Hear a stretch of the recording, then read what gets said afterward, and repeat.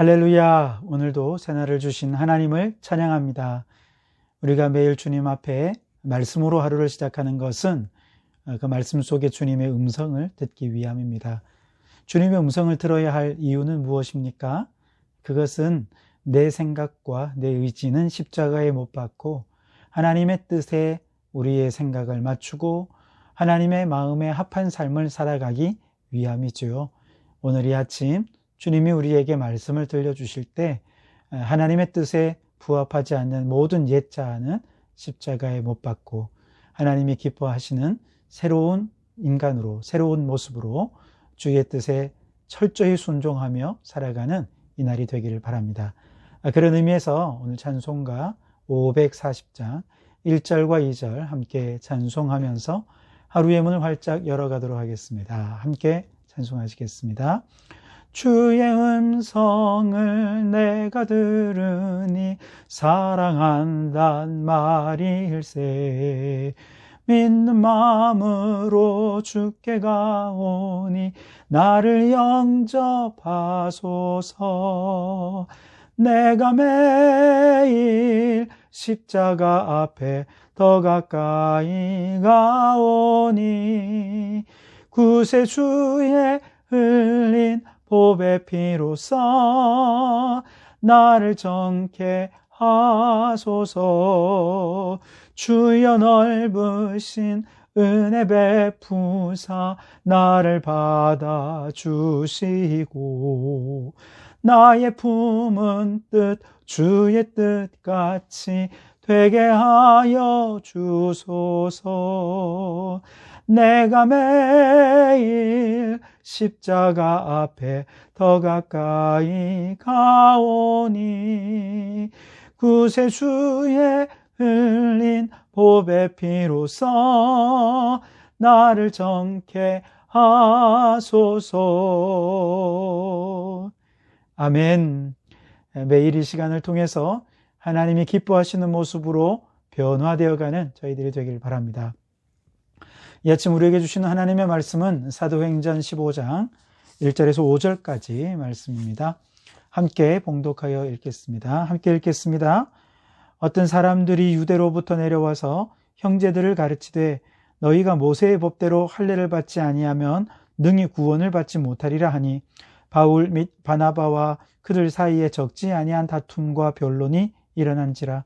형제들이 이 문제에 대하여 바울과 바나바와 및 그 중에 몇 사람을 예루살렘에 있는 사도와 장로들에게 보내기로 작정하니라. 그들이 교회의 전송을 받고 베니게와 사마리아로 다니며 이방인들이 주께 돌아온 일을 말하며 형제들을 다 크게 기쁘게 하더라. 예루살렘에 이르러 교회와 사도와 장로들에게 영접을 받고 하나님이 자기들과 함께 계셔 행하신 모든 일을 말하며 바리새파 중에 어떤 믿는 사람들이 일어나 말하되 이방인에게 할례를 행하고 모세의 율법을 지키라 명하는 것이 마땅하다 하니라. 아멘. 자, 오늘도 이 말씀을 통해 우리에게 주신 하나님의 음성을 듣게 되기를 바랍니다. 바울과 바나바가 고된 선교 사역을 마치고 안디옥 교회로 돌아와서 성도들의 환대 속에서 평안의 쉼을 누리고 있었습니다. 그런데 그때 어떤 사람들이 유대로부터 안디옥으로 내려오게 되는데요. 이 안디옥 교회는 이들에게 형제를 가르치는 권한을 부여해 주게 됩니다. 문제는 이들이 구원을 위해 믿음만 있으면 된다가 아니라 여기에 할례를 받아야 된다 하는 조건까지 가르친 것이죠. 안디옥 교회는 대부분이 이방인으로 구성된 교회였기 때문에 이들이 다 할례를 받아야 된다 하는 얘기를 듣고 굉장히 당황하지 않을 수가 없었던 것이죠. 이 할례 문제로 인해 교회 안에 다툼이 일어났고 변론이 일어났습니다. 그래서 안디옥 교회가 이 문제를 자체 안에서 해결이 안 되니까 이걸 예루살렘으로 보내서 사람을 보내서 사도들을 통해서 이 문제를 해결하자. 그래서 바울과 바나바와 몇몇 사람을 함께 예루살렘으로 파송했다 하는 것이 오늘 본문의 이야기입니다. 안디옥 교회가 이처럼 혼란스럽게 된 문제의 발단은 뭐냐? 유대로부터 안디옥에 내려온 어떤 사람들이 안디옥 교회에서 형제들을 가르친 것에서부터 문제가 시작이 되죠. 이 유대로부터 온 어떤 사람들, 이 사람들이 도대체 누구인지, 몇 명이 왔는지, 왜 왔는지 사실 정확히 알 수는 없어요. 근데 몇 가지 단서를 보면 이 사람들이 단지 이 문제로 인해서 논쟁하기 위해 잠시 온 사람들은 아닌 것 같아요. 왜냐하면 만약에 그랬다면 안디옥 교회는 이들과 다툼이 일어날 때 교회가 이들을 질의해서 논쟁을 얼마든지 멈출 수 있었거든요. 이들을 추방시켜버리면 문제는 쉽게 해결이 되는 거였습니다. 그런데 이게 그렇게 문제가 해결이 된 것이 아니었던 것으로 보아 이들은 아마도 잠시 이 논쟁을 위해서 잠시 안디옥에 온 사람이 아니라 아예 여러 가지 이유 때문에 안디옥에 살러 온 사람들이었던 것 같습니다. 그래서 안디옥에 이사 와서 안디옥 교회를 찾다가 안디옥 교회를 만나서 그곳에서 함께 예배를 드리게 된 것이죠. 안디옥에 살면서 이렇게 경건한 유대인으로 살아가니까 이 유대인이 안디옥에 와서 신앙생활하는 거 이방인들이 사실 바라보니까 대단히 열심히 있거든요. 유대인들의 그 경건생활이라고 하는 것은 정말 경이적입니다. 얼마나 열심인지요. 그렇게 열심을 가지고 신앙생활에 헌신하는 이 유대로부터 온 몇몇 사람들, 이들을 보고 안디옥 교회 성도들이 감동을 받게 됐나 봐요. 그래서 아예 그러면 가르치는 권한, 우리를 좀 가르쳐 주십시오 하면서 가르치는 권한까지 공식적으로 부여해 준 거죠. 문제는 이들이 어떤 신앙을 가지고 있는지 구체적으로 검증이 되지 않은 상태에서 교회와 성도들이 이들에게 가르치는 권한을 부여해 주면서 가르친다는 이 자리는 목회자만큼이나 아주 중요한 자리였거든요. 굉장한 영향력을, 영적 영향력을 끼칠 수 있는 자리였기 때문에 아주 중요한 자리였는데 이 자리에 이 유대인으로부터 온 사람들을 앉히게 되면서 이들이 평소에 품고 있던 생각, 믿음 외의 할례가 구원의 조건이다 하는 것들을 가르치게 되면서 교회가 혼란에 빠지게 된 것입니다. 그래서 여기서 우리가 한 가지 깨달아야 할 것은요, 교회가 이렇게 혼란스러워서는 안 됩니다.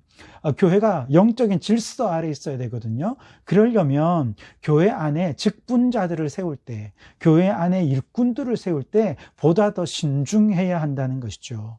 보통은 교회 새로 와서 또 잘 적응해서 교회 안에서 열심히 출석도 하고 봉사도 하고 좀 이렇게 열심히 신앙생활 하는 사람들을 보면 그 사람에 대한 검증 절차 없이 무조건 그 교회에 서리 집사부터 시작해서 그렇게 집사 직분 또 안수 집사 장로까지 세워져 가는 그런 경우들이 있거든요. 그렇게 되다 보니 그 가운데는 믿음이 없는 사람들이 직분을 받은 경우들도 있습니다. 그냥 열심을 따라서 신앙생활을 하니까 아이고 이 사람 직분 줘야 된다. 그러다 보니까 세상적인 방식으로 교회 안에 이걸 가져와서 교회를 세속화시켜버리는 그런 사람들도 있더라는 것이죠. 그래서 교회가 아주 참 하나님이 기뻐하지 않는 교회답지 못한 모습으로 세워지는 경우들이 있습니다. 심지어는 목회자가 가르치는 목회적 가르침, 성경적 가르침과 완전히 다른 가르침을 사람들에게 퍼뜨리면서 성도들을 아주 혼란스럽게 하는 그런 경우들도 있단 말이죠.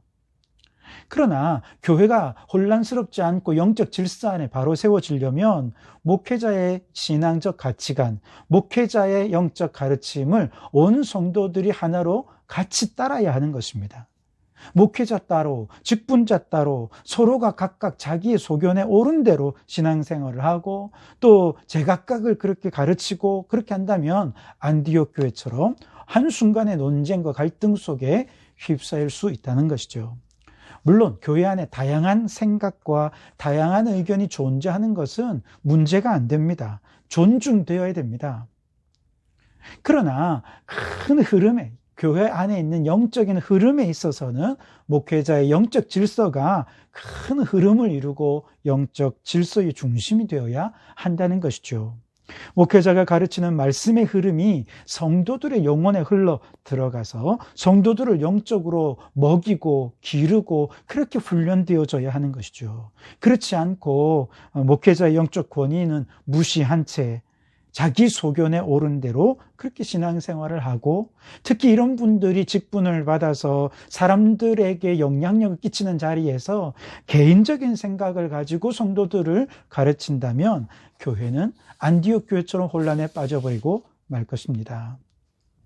특히 요즘은 워낙 TV나 인터넷에서 다양한 성경의 가르침이 쏟아져 나오고 성도들이 그런 다양한 관점들, 다양한 견해들을 무차별적으로 이렇게 접하게 되지 않습니까?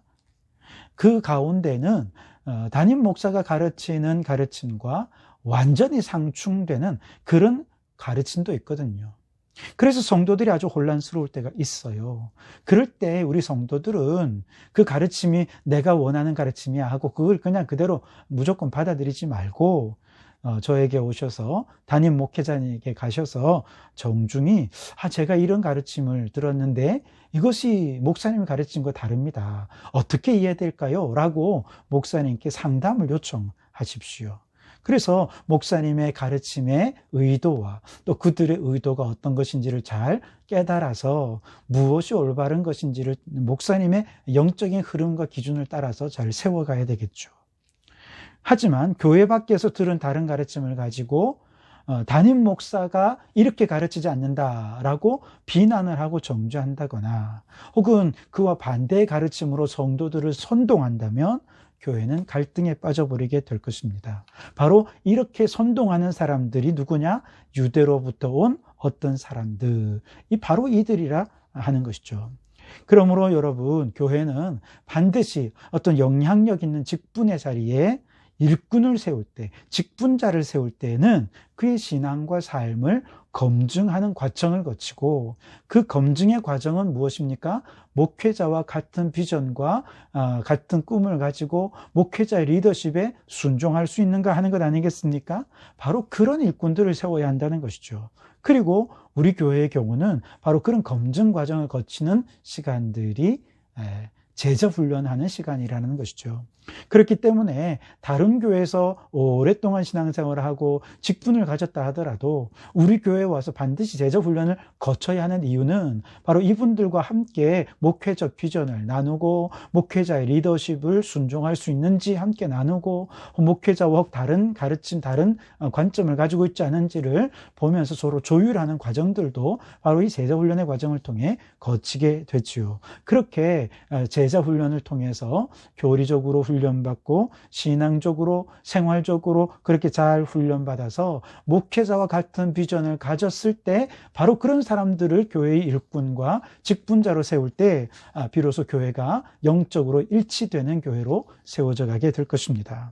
여러분, 우리 교회 안디옥 교회처럼 이렇게 혼란에 빠지지 않으려면 누구든지 교회의 일꾼들, 직분자들은 반드시 신앙과 삶을 잘 검증해서 목회자의 영적 질서와 리더십에 순종할 수 있는 사람, 바로 그런 사람들을 직분자로 세워서 교회의 영적인 질서를 든든히 세워가는 우리 성도교회가 되기를 간절히 바랍니다.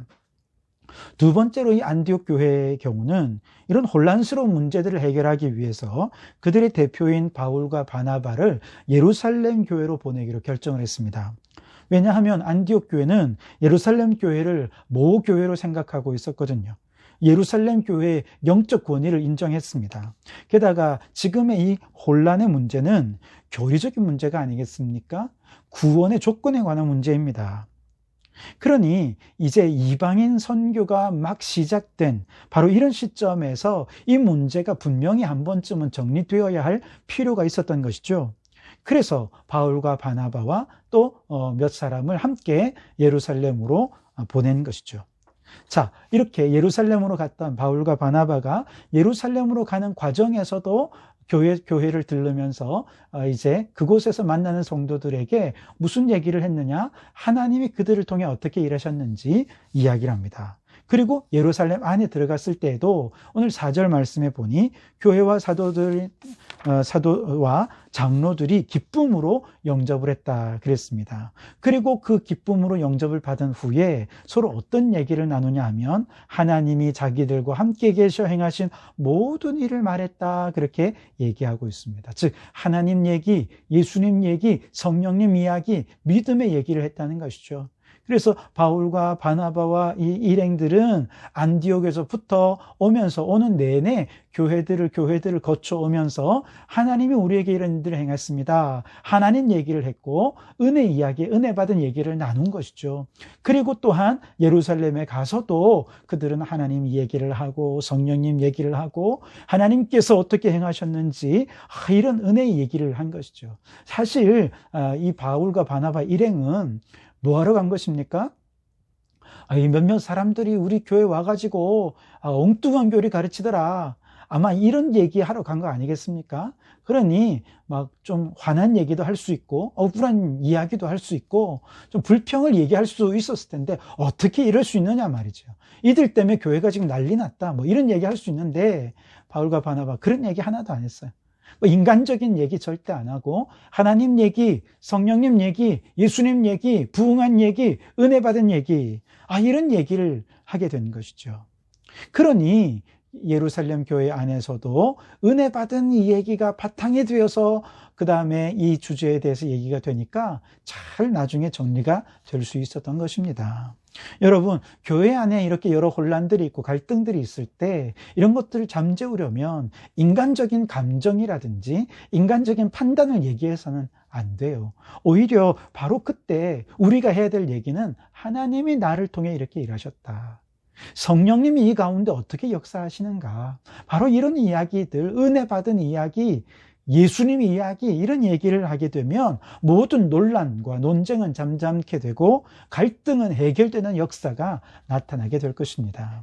그러므로 여러분, 오늘 우리 성도교회 모든 성도들 그 입에서 하나님 얘기, 예수님 얘기, 성령님 얘기, 은혜 받은 얘기, 구원받은 얘기, 이런 이야기 많이 해서 우리 교회는 혼란과 갈등이 생기지 않고 오직 하나님이 우리 가운데서 행하신 부흥의 역사만이 충만한 우리 성도교회가 될 수 있기를 주님의 이름으로 축원합니다. 기도하시겠습니다. 하나님 아버지 감사합니다. 오늘도 하루를 시작하며 인간의 이야기가 아니라 하나님의 이야기를 먼저 듣고 말하고 찬송하며 하루를 시작하게 하시니 감사합니다. 오늘 이 하루를 지나며 이 아침 우리가 들은 말씀대로 우리가 고백한 찬양대로 살아가서 하나님의 이야기로 가득한 이 날이 되게 해 주시옵소서. 우리 신앙생활에 혼란이 있고 갈등이 있을 때 교회는 목회자를 중심으로 영적 질서 잘 세워가게 해주시고 교회 안에 예수님 이야기, 성령님 이야기로 가득해 해서 교회의 위기를 부흥의 기회로 삼는 지혜로운 성도들, 성령 충만한 교회 되게 해 주시옵소서. 예수님 이름으로 기도하옵나이다. 아멘.